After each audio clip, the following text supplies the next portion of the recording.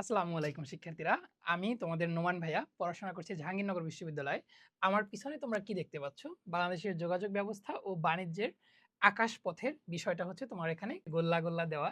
গোল্লা, গোল্লা দেওয়ার একটা কারণ হচ্ছে যে এই বিষয়গুলো আসলে ইম্পোর্টেন্ট।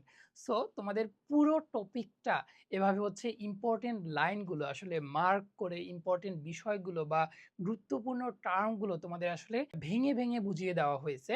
এবং হচ্ছে একই সাথে এই পার্টগুলো পড়ার পরে আল্টিমেটলি এমসিকিউ, তারপরে শর্ট কোশ্চেন, তারপরে সৃজনশীল প্রশ্ন এগুলো হচ্ছে তোমাদেরকে সলভ করানো হয়েছে এবং পাশাপাশি তোমাদেরকে আসলে হোমওয়ার্ক দেওয়া হয়েছে।